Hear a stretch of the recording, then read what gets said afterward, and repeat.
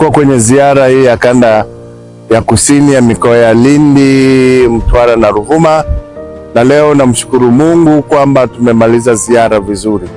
Katika ziara hii nilikuwa nakagua utekelezaji wa ilani ya Chama cha Mapinduzi, lakini pia kuimarisha Chama cha Mapinduzi na jumuiya zake, miongoni mwa madhumuni mengine ya ziara hii. Tumekagua miradi, tumeona utekelezaji wa ilani inavyotekelezwa.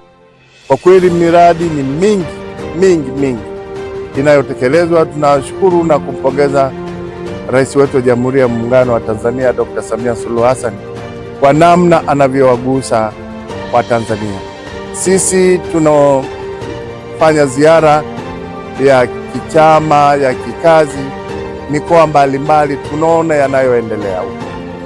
Hata hivyo, katika utekelezaji wa miradi hii tumepita miradi mingi ya maji.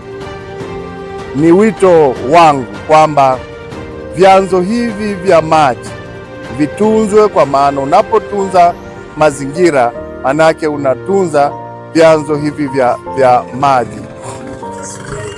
Na nitoe wito kwa wahusika wote. Kwa mfano, sisi jumuiya ya wazazi tunashughulika na habari ya mazingira.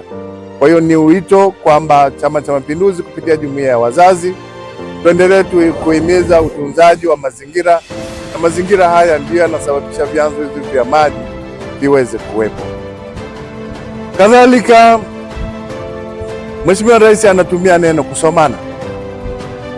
Ni vema, na nimesisitiza katika ziara yote kwamba chama na serikali visomane. Yale yanayotekelezwa na serikali yametokana na sera au ilani ya Chama cha Mapinduzi.